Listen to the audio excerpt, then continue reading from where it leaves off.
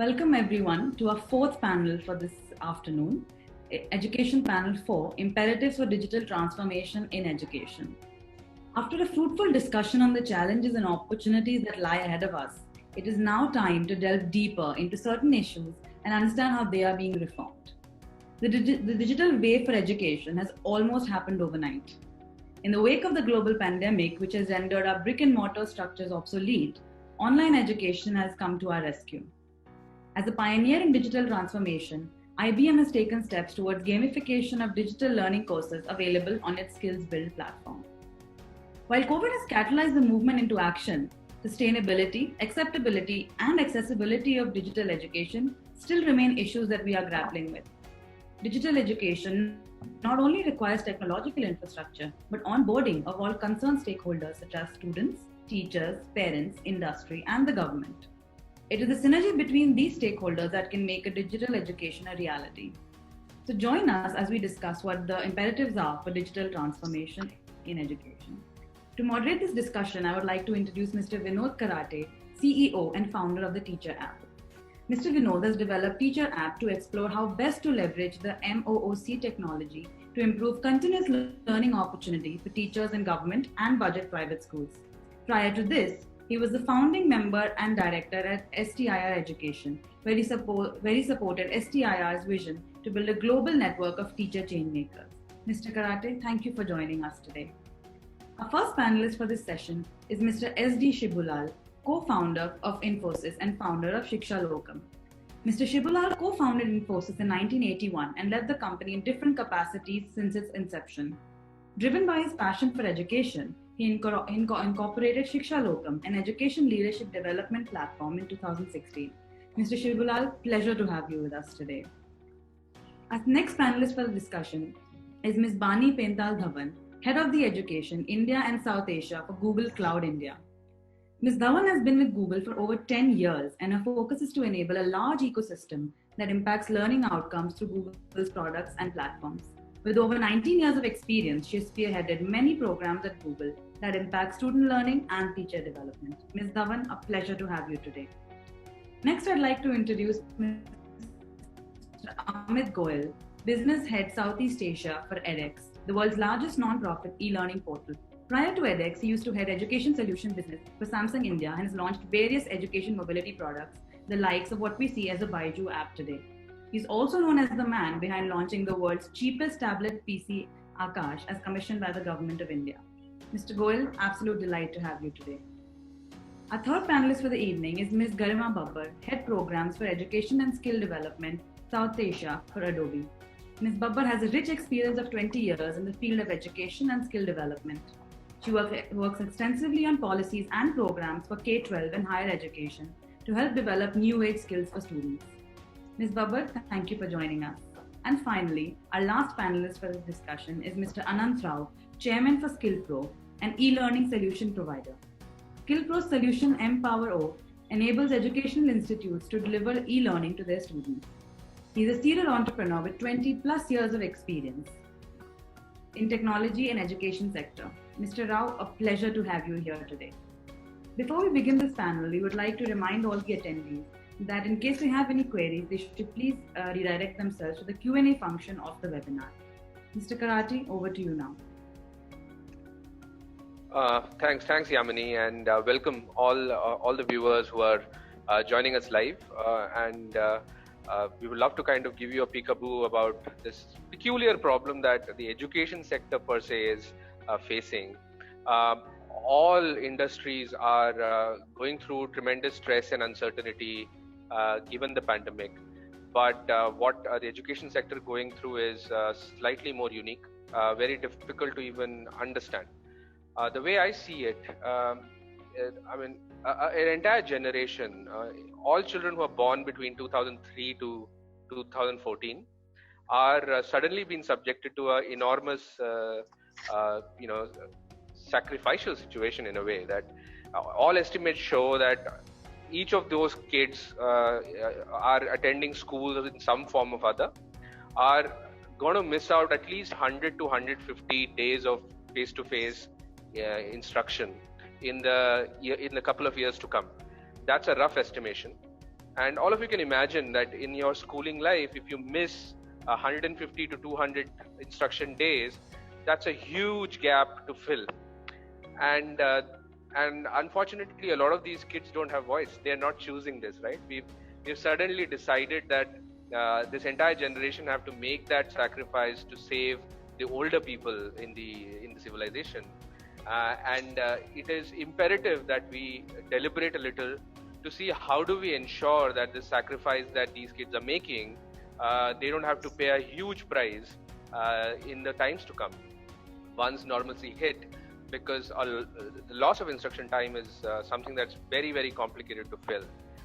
In simple sense, suddenly for this entire generation, it's not K-12, it is either K-14, or in all likelihood it could be even K-10, because we may just say that, okay, fine, we'll just reduce the syllabus.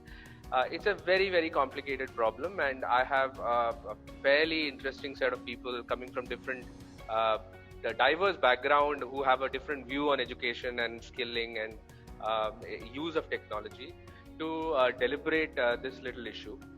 But to warm this up, I would encourage each one of us to kind of come forward and share with the audience in terms of the first pivot that all of you made within your own program when the lockdown actually hit. Schools are still shut. Doesn't look like they're going to open in this quarter. But even if they open up, it's going to be social distancing. It will look very different. And there's a lot of prediction about education itself becoming blended going forward at the school level and even at the university level. So it will be great to kind of warm this conversation up with understanding in terms of how you have been responding to the COVID situation and what is it that you've seen in the last 90 days to begin this conversation. So let me invite Bani. Bani, you're here. If you could just quickly tell us in terms of what is Google for Education focus been in the last 90 days, and what's the early sense that you picked up what we've gone through in the last 90 days as far as the lockdowns in schools are concerned. Thanks, Vinod. Good afternoon, everyone. Pleasure to be amongst you all. I think it's very, very clear the last few months have been very, very unprecedented for all of us. Just the way that we work, the way that we live, and of course, the education impact. And what is really close to, how we're experiencing it as parents. We all are impacted, not only because we have to work differently, but also we have to do homeschooling, and we kind of need to readjust to some of the stuff that we took for granted. So that kind of, is like the big trend that I have seen. In terms of technology, I think education has completely, transformed itself, adapted itself to an online learning world. I would say what is really encouraging is that we're taking bold decisions. For the first time, we're actually saying that this change is inevitable, whether it's the teachers adapting to it, whether it's the parents coming on board and saying, let's understand this world with varying degree of success. We're not really, all of us have not, adopted technology as we would want, but there is been a shift in terms of, how we need to deal with the situation. Online learning or blended learning is inevitable in our lives, and how can we adjust to the new normal or the new ways of educating ourselves. What is also really interesting and encouraging is that we're seeing a lot of bold decisions being taken by the central government, the state government, in terms of what is it that we really need to now look at to transform this learning. So broadly, the way that I see the trend is that we have quickly, adapted to situations where we have seen that there is a certain portion of our students, our learners and our teachers, who have some amount of access. And for them, it is the best way forward is to find a more blended learning approach. And so there is synchronous and asynchronous learning that has happened. Platforms such as Google for Education, Google Classroom particularly, along with Google Meet, has been able to, step in terms of providing an enabling platform where the teachers are able to not only curate some of this content, but also are able to deliver this content effortlessly over, Google Meet. So I think that's one very, very fundamental change that we've seen. We've also seen many more schools, whether in the government sector or in the private schools, adopt these technologies and create their learning environments for the synchronous and asynchronous learning. The second trend, which is very clear, is that having understood that, now we need to have some form of this blended learning in our curriculum, how do we deliver that content and how do we actually get that content? Whether it's actually relying on the government ecosystem for this, governments have already done a fantastic job in actually enabling, education to reach the last mile, whether it's the use of radio, whether it's the use of television, in addition to obviously the online learning platform.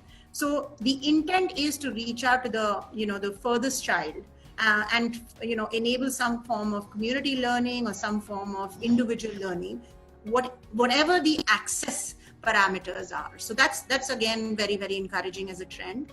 And finally, I would say that there is a lot more that needs to be done. We have a lot of quick learnings, but I think what we really need to think about going forward is that we need to find solutions for the long term. It's not so much as how we dealt with it here and now, but now that it is part of our lives and we see this as a long haul, what are the kind of changes that we need to make at the community level in terms of addressing equity and access, and what are some of those decisions that will eventually transform the Indian education system at scale, is how I look at it.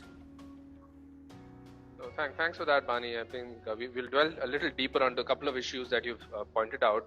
Let me bring Anant. Anant, what's your take? How was the last 90 days, and has that changed your worldview around education? Anand, you're on mute. Yeah, sorry. Thank you, Vinod. Happy to be on a panel with some stellar co-panelists.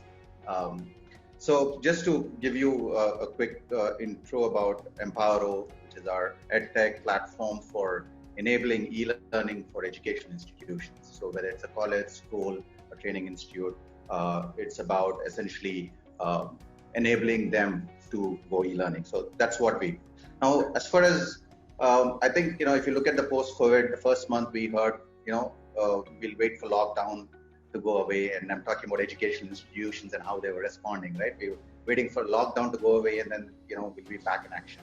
And then month 2, I think they started to say, we need to do something right now, like a live class, etc. And they all got onto it. And I think month 3, they're suddenly starting to say, hey, no, this is a long-term thing, right? And we need to do a lot more than just, getting live and assuming that's the substitute for class. And suddenly you're thinking of different solutions you need. And now you started finally thinking, hey, this has got to be strategic. And so the how has come into it now, I believe, from the education institution. That's our learning. So when we went before COVID, it was why, and now it is how, right? And how do we do e-learning?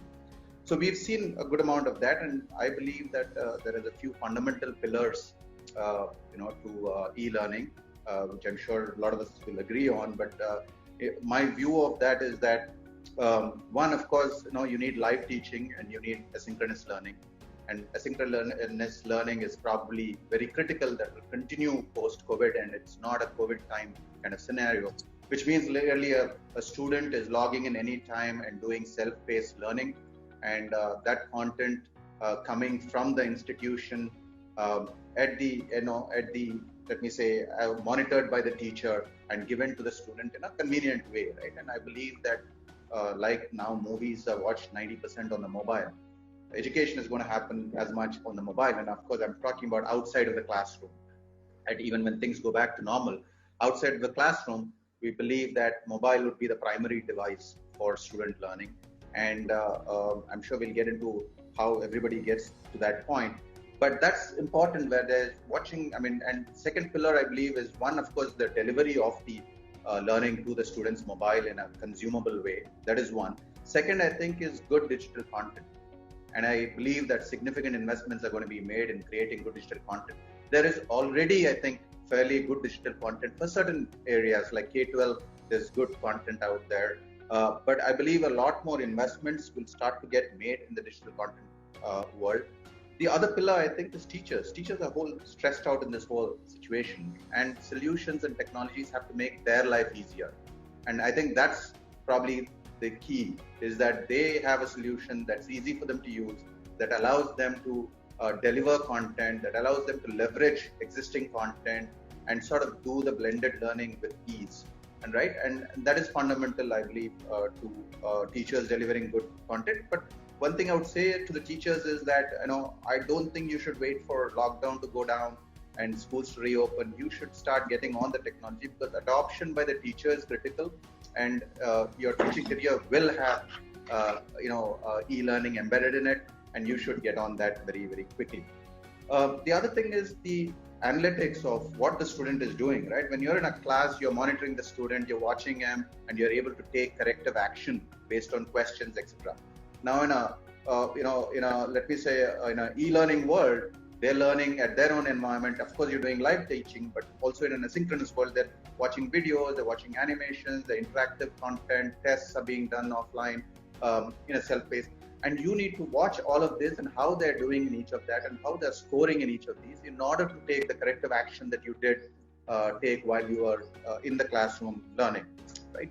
So I believe that these are some of the fundamental pillars of e-learning, and every school has to do it. And it's not a COVID situation; it's a post-COVID too. And our own learnings from being a in-classroom chalk and board transformed to a digital player. Or blended learning, then finally to a complete solution that enables blended learning for schools and colleges. That's been our journey, and we are happy to build in some of these principles into Empowero and be able to help schools go through the same journey as well. Thanks, Anand. I think thanks for bringing in all the three dimensions. I think really relooking at the content availability, preparing the teachers, because it's going to be, and you can't prepare teachers in 2 months, right? I mean, a lot of investment has to go in the next 2-3 years. If blended is going to remain, you need to spend a lot of time and energy in thinking that through. Shibu, let me just bring you in. I remember you telling me in our first catch-up meeting that education is a contact sport. So how are you reading this? Is that kind of are you missing the contact sport? What's happening? So good morning, everyone. It's a great pleasure for me to be here. Thank you very much for giving this opportunity. I have been involved in the education system in multiple ways over the last many years, but today I will predominantly talk about Shiksha Lokam. It is true, I believe education is a contact sport, because it is not only about acquiring knowledge, it is also about observing behavior, learning value system, and various other aspects. Now, Shiksha Lokam as a platform is purely focused on building systemic change in the K-12 education in the government sector, predominantly in the government sector. And the approach Shiksha Lokam has taken is through leadership development. So we believe that systemic change can be only driven by leaders, and you need to develop strong leaders in the ecosystem to drive that systemic change. Shiksha Lokam has been around for about 3 years, and today they are present in about 19 states. I checked today morning, we have about 3.5 lakh users on the platform. A substantial increase after the COVID started, actually. And, we are present in about 5 states completely in all the schools. So basically, Shiksha Lokam focuses on leadership development and systemic change. Now, the COVID has actually accelerated the adoption. So the biggest challenge we faced when COVID started was the scaling up issue, because until then, it was scaling up, but suddenly the interest on the platform went up tremendously because of the simple reason that COVID forced everybody to get into a zero-touch environment. And Shiksha Lokam is meant for zero-touch. It is completely digital, it's completely free, it's completely open. It is a collaborative, co-creative platform. It is available, across the board. So, of course, the need for scale went up tremendously when the COVID situation came. See, the fundamental shift I have seen in the ecosystem with COVID is a mindset change. Right, many things which we had held very dear to us, how you will educate a child, how much time you will spend in the classroom, how will you conduct assessments, how will you build capacity for teaching, how will you build capacity for leadership development. Any of these things, I think, has been questioned in this current situation. And of course, because the traditional structures are not effective at this point in time, right? historically, if you look at teachers training or leadership development or even classroom teaching, everything is done as a in-room activity.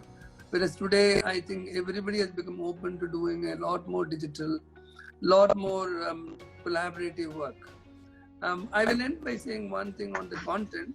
I know that content is a conversation which we are interested in. We are seeing some very interesting shift in content development for leadership development, not for the students, because Shiksha Logam operates on the other side. For example, we are working with a remote and tribal collective, about 15 states in North and Northeast, who have come together to build the content for these activities, the capacity building for headmasters and teachers. And the collaboration, what it is allowing them to do is to actually avoid reinventing the content. So the content is being basically developed in English, whereas it then converted into all the languages locally in the local context, but it is not reinvented. So when we look at content, it is not only investment. I think it is important to look at other aspects of content creation, avoiding redevelopment of content, building it collaboratively. With that, let me stop. Thank you. Thanks, Shivu. Amit and Garima, let me bring you guys in so that we warm up very quickly and then move to one substantial conversation. Let's start with Garima. What's your take on, from an Adobe lens, what's been the last 90 days for you guys? How much of it do you concur with what Bani and Anant and Shivu have shared so far? Thanks for asking that, Vinod. Definitely, the first initial few days were difficult because we already had a lot of trainings planned for government schools. And of course, government schools, they prefer having a face-to-face intervention, and online was not one of the preferred mediums. So getting them all online. But at the same time, we were really amazed to see their digital readiness and how they all came online happily. They learned. And especially I would really like to mention Niti Aayog project, where we have adopted more than 3,000 other tinkering labs. That within no time, within a week's time, we did social media promotions, we informed all the schools, and they were all there, and we were able to implement it for 5,000 teachers. So from a digital standpoint, definitely, I'm glad, that this change was bringing in slowly, but thanks to COVID, it has happened drastically overnight for all of us. And especially when it comes to digital, IT companies like us, we give out content creation tools, and now the need is all the more there than it was earlier. I know Anant and Bani also spoke about teacher training. Definitely, when teachers are creating a lot of content for platforms like Diksha, DT8 Swam, they need content creation tools. So we definitely see a need for digital education increasing day by day, because this is here to stay. But now it's up to us. How do we involve and how do we contribute further for education leaders to emerge? I'll keep it very short. I know Amit goes next, and we have a lot of questions. I'm going to address a few questions after this. Thanks. Thanks, Garima. Thanks for that. Amit, quickly, you have a slightly wider view, right? Because from an edX point of view, you're not just restricted to school education, but also all kind of learning. Pretty much the starting point of MOOC was edX. So what's your take? How are you reading the last 90 odd days? I think it has given us a major shift in terms of our evolution. When we started edX in 2012, at that time, the mission was solely to provide access to quality education. I mean, even today, one of the key challenges that we see in the education system, let's say if you ask a school student who is in 10th or 11th, he would aspire to get into IITs. If you ask a graduate, he would want to, aspire to get into IIMs. But the admission rate at those institutes is extremely narrow. So on one hand, all of these top institutes of the world, they talk about the highest quality education, but at the same time, they only allow the most privileged ones who have already proved the mettle to get admission to those institutes. To solve that problem, we actually came up with edX, which is a joint venture of both MIT and Harvard University, to provide free access to, for online courses from all of the top institutes of the world, such as Oxford, Berkeley, Columbia, Harvard, IIT, IIM, etc. During epidemic, what we saw is, while it is definitely bad for the planet, but I think especially for edtech players. I mean, we have seen a sudden surge, and everyone on the panel would, agree with me on that. What we noticed is the number that it took us about 6 years to achieve, we doubled up on that number within the first 2 weeks. During the last 90 days, I would say our growth has been a little over 1,000%. So I think what has really evolved is earlier we used to talk about the accessibility issues, that the devices used to be very expensive. There was a dearth of high quality platforms, but now content, platform, accessibility, all of these things are taken care of. What's really left is the motivation. Why should someone really adopt online learning? And I think this is what this epidemic has taught us. Like what demonetization did to digital payment, I think this period has done the same to digital learning. So what we see is there is an intrinsic motivation among all stakeholders to really adopt to online learning. I see teachers who were earlier apprehensive and scared of adopting technology. Now they're looking at it as their friend. I think everyone is throwing spaghetti at the wall now. The question is what sticks. So what we really need to do is to focus on creating the ecosystem, how to really reward, those who are adopting online learning, how to give academic and professional recognition to those who latch on to digital learning. And I think this is what we are endeavored to doing. So we'll discuss more as the discussion moves forward. Great. Thanks. I think I see this. A lot of people come to me and say, this is your time, right? EdTech. I mean, this is your time. You guys have arrived. It's just going to be EdTech now. But I kind of take it with a pinch of salt. Honestly, a lot of our solutions were not necessarily not scaling because it was not ready or the demand was not there.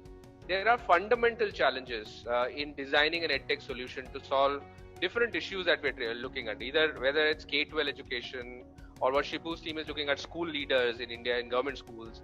There are all kinds of challenges that exist, and some of those answers are still unknown. It's just that a sudden surge of demand, almost forced upon us, is giving a temporary relief to certain levers. So I call it an ambulance chase moment. Like you're going through a tough Bangalore traffic, and suddenly there is an ambulance in front of you. And if you start chasing the ambulance, you'll realize that you're crossing some signals very quickly. But at the end of the day, at some point, the ambulance will go to the hospital and you have to go home. And tomorrow the ambulance is not going to be there.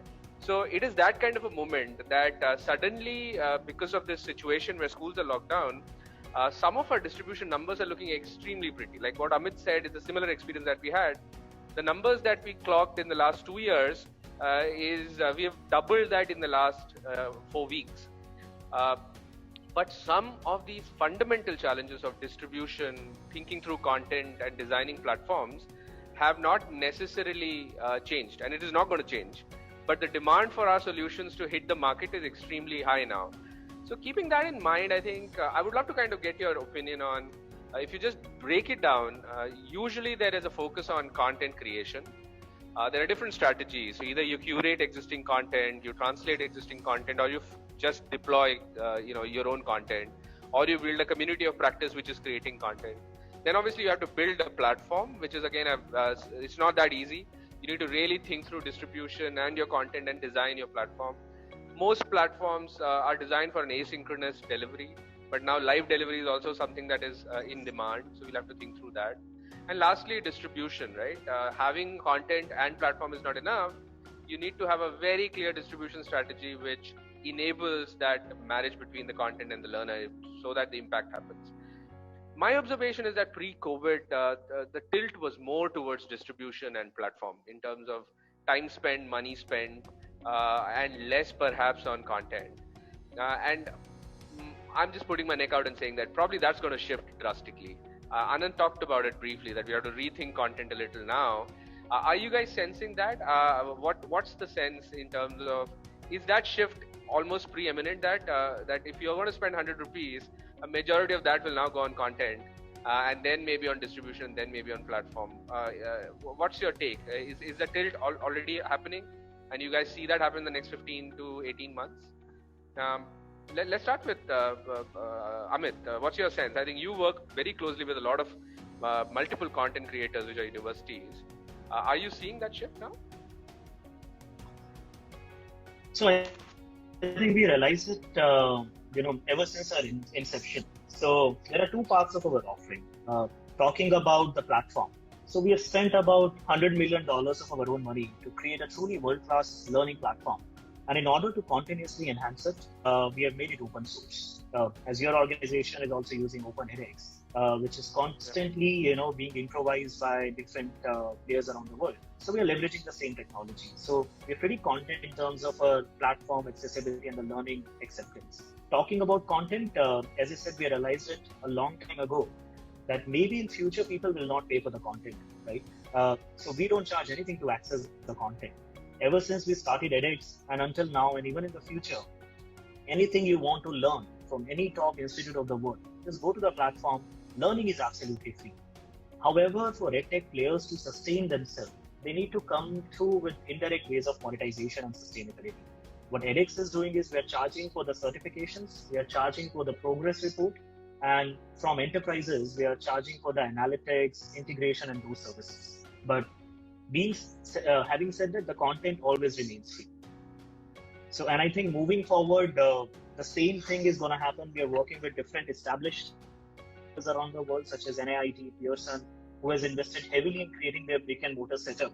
Now they're leveraging this content plus adding their own blended learning, value-added services to really deliver a core value to the learner. Complete brick and mortar setup has been failing us. Just say 80% of engineering graduates in India are considered unemployable. Online learning, we have got a nudge, but it is still not self-sustainable, I would say. So I think blended learning truly comes into the picture. So I think moving forward, the future of education as we anticipate would be about blended learning and charging for the credentials, not for the platform, and may not be, necessarily for the content too. Sure. Bhagi, how are you reading it? I think you guys have... Sorry, if I may add Garima, do you want to go for it? Yeah. Yeah, so I'll just add to what Amit just shared. We also have a platform called Adobe Education Exchange, and that's absolutely free for educators. And during COVID, we have put together a lot of content for distance learning resources for educators and also for students. In fact, we've also collaborated with Khan Academy. So that's one resource, that I would strongly like to advocate. Teachers are finding it difficult, because they have their textbooks. At the same time, they're looking for some innovative content.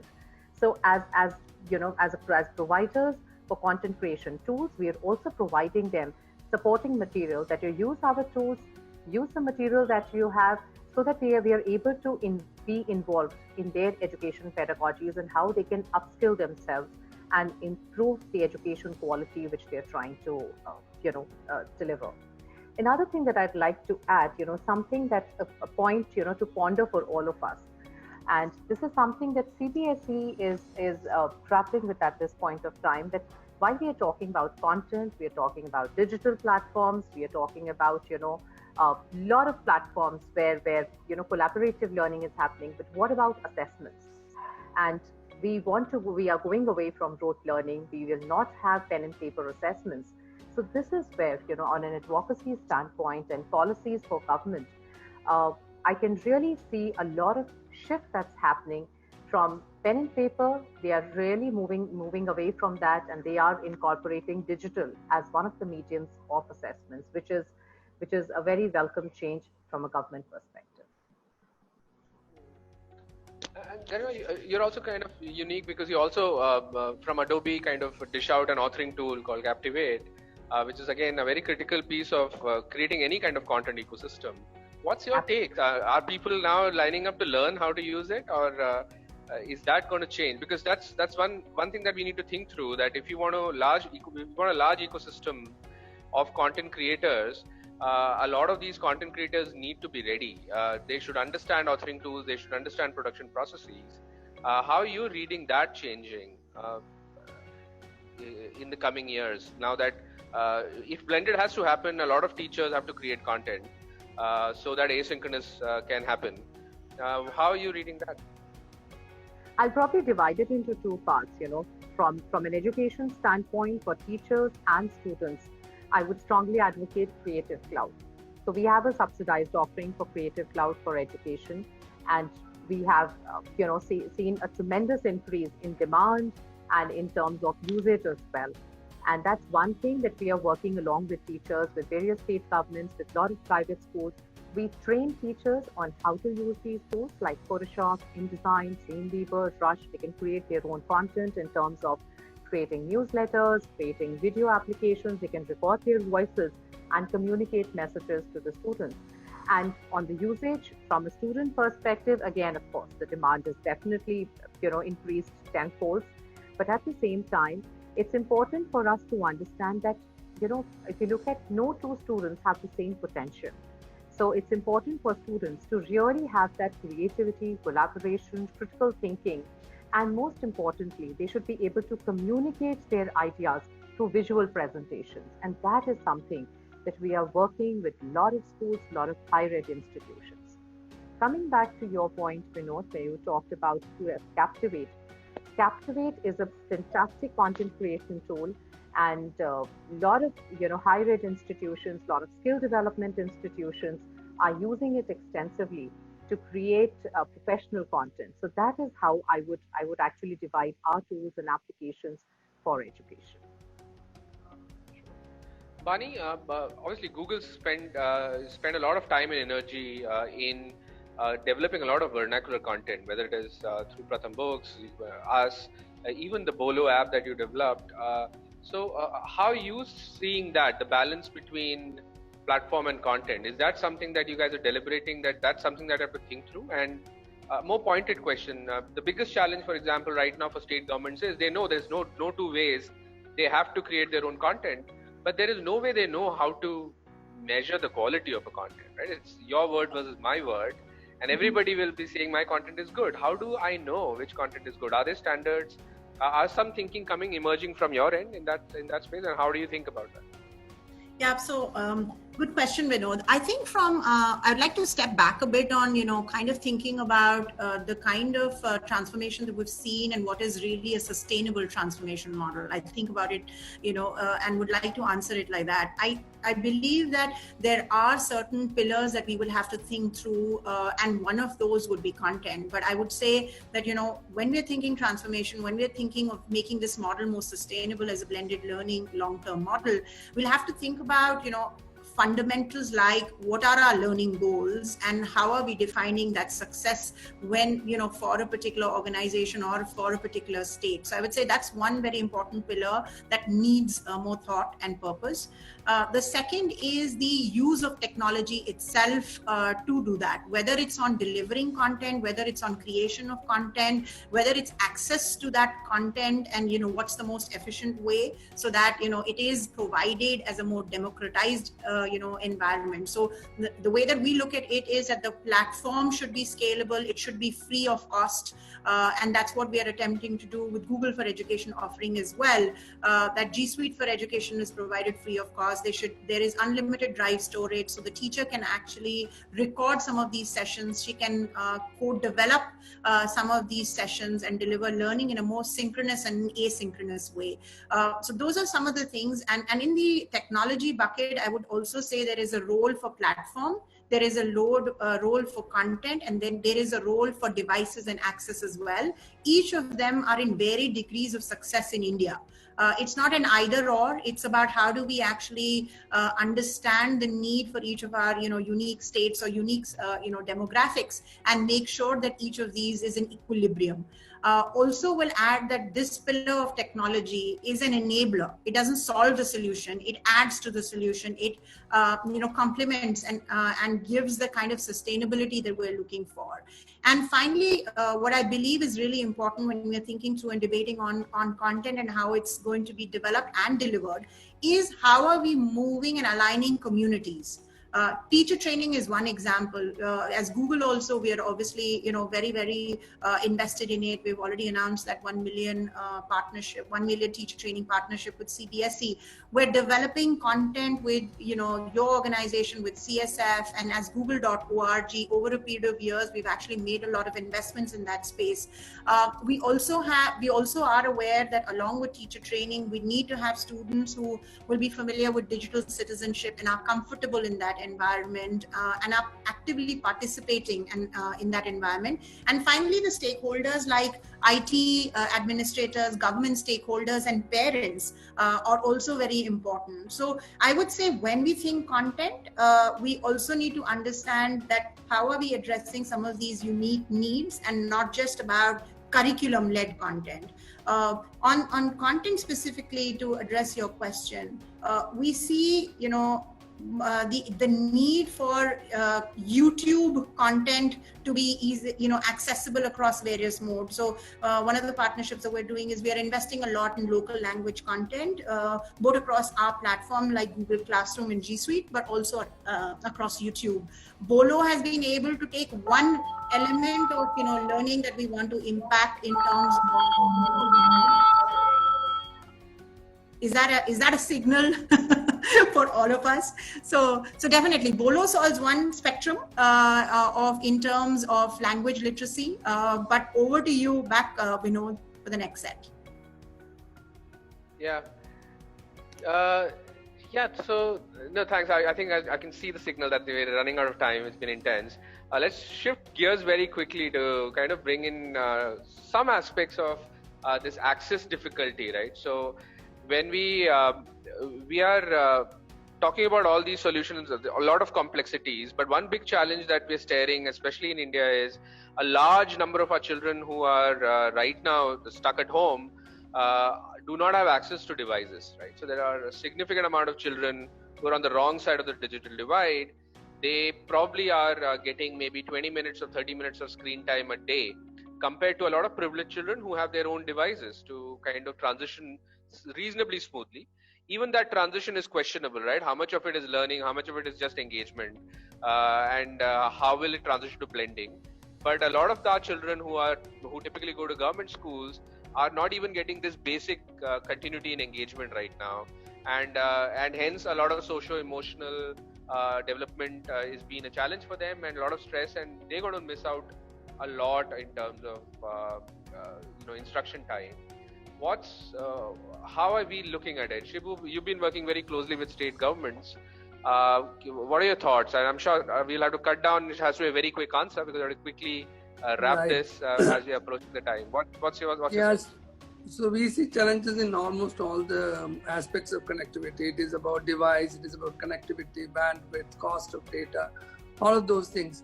We also see some of the governments taking very progressive approach. For example, Punjab has launched learning through radio, learning through TV. We have been recommending that they use a community approach. Rather than one device per child, use a community approach of having one device pooled across multiple children. It is not an ideal situation in a social distancing environment, but even then in villages and all that, probably you can try those things. So the issue needs to be looked at multiple ways, to be addressed in multiple ways. We have to enable some of the channels which we have not enabled so far. We want to do this, like TV and radio and things like that. We need to look at subsidizing some of the cost involved, as well as pooling the resources. Yeah, anyone else in terms of what have you observed? For example, we've seen a quick jump. I think government thought this is a great opportunity to engage teachers in their own development. So almost 8 out of the all the state governments that we are working very closely, for example, MP, Himachal, UP, Rajasthan, Haryana, all of them have launched some kind of a teacher training program. Most of it using our content and other content, and engaging teachers on a rigorous online training system while they're stuck at home, nothing happening. But for children, it's been a huge challenge. A lot of content is being sent to them, WhatsApp groups for parents, but it's been a huge challenge. What are you guys observing in terms of how are different governments and your own partners addressing that challenge? Should I say something? Shiksha Logam, we are seeing a huge push towards engagement. In fact, Pondicherry came on, one of the states which came online immediately in the last 2 weeks is Pondicherry, who is engaging their entire 700 school leaders and the management committee leaders and the parents onto the platform. So we are definitely seeing that there's a huge push by the government to enable digital channels for their leaders, school leaders. Sure. Anand, Any thoughts on that? Or yeah, I mean, I think that eventually it has to get to the end point, and we believe that the government has to play a role. Connectivity is definitely reduced as a problem, thanks to all the movement that's happened over the last 3 to 5 years. But at the end of the day, there has to be an access point, and for government schools, the way I look at it is that the government has to take the initiative, either as a community solution or providing each student with an endpoint, because there is that much that the government is spending per student, and this is now the cost of education for the student, and the government has to, I guess, step in to play a role of mobile enabling at least each of the students at the endpoint. All right. So, yeah, I mean, I'm sure that there is a few thoughts that most of the government is definitely in most states thinking through this, and it's been a challenge. But one of the things I say is that there's a side to it that is saying, while they don't have access, there are some who are not having access. How do we continue with people who have access, because they need to, start, learning. And so sometimes that debate gets little, let me say, skewed in terms of how do we ensure that the learning is continuing for the existing ones. Useful. I think we're almost at the brink of finishing in terms of the session time. As a closing note, each one of you quickly, maybe 10-second view of what is that one thing that you think will stay, given this pandemic has come. Obviously pivots have been made, but one element that you think is here to stay, and that's something that you don't have to worry about as far as solving EdTech problems is concerned. We can take a round. We can start with Bani and just go around. It has to be a 5 to 8 second answer, Bani. So what is it according to you that's going to stay, Sure. given as an opportunity that this pandemic has given us?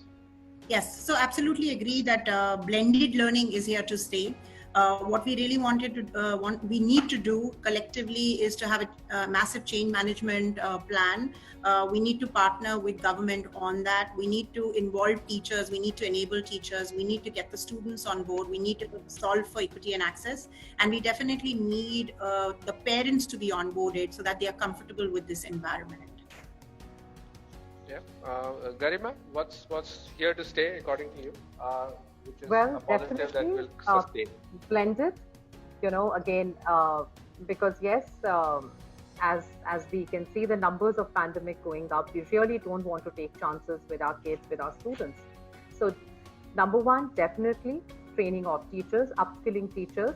In fact, I also wanted to share with everyone, Adobe has launched a new program, Adobe Creative Educator, which is a certification course, absolutely free of cost for all the teachers. And if the participants are interested, please go through it, sign up and undergo that, and we'll be very happy to collaborate and work with you.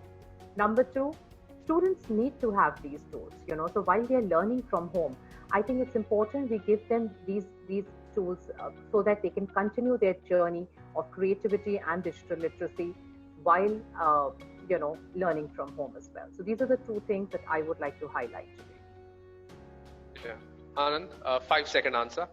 Yeah, I think basically I would say teacher-led or school or institution-led blended learning with a mobile endpoint for the user. That'll stay. Sure. Amit, what's going to stay from an edX point of view? I think education is going to be more modular and omni-channel. So it's going to take a Lego-like structure, wherein until now we used to buy packages from universities like a 3-year degree or a 4-year degree. Now, epidemic has actually taught us that we can do a part of it online, and if required, take it from multiple campuses. So we feel that it's going to be modular in future. And Shivu, what's your final take in terms of what's going to stay? I think the capacity building of leaders and teachers will, I think that will shift completely, not completely online, but majorly online. So far it has been a physical world for capacity building. I think in the new world, it will become very much digital. Yeah, well, thanks. I also feel that delivery versus support, I think that distinction is almost emerged now, right? A lot of delivery of content can be done digitally, and support is something that will continue face to face. And if you remove the delivery pressure, there's more time to support. So that's the power of blended, and I think that's a good starting point. Thanks to this pandemic, there's a lot of acceptance to that idea, and that's going to stay. So thanks a lot for each one of your inputs. I know it's a very, very short time for all of us to kind of even get our hands around this big topic, because it's such a deep and diverse topic. But I'll take a pause and thanks a lot for your time, and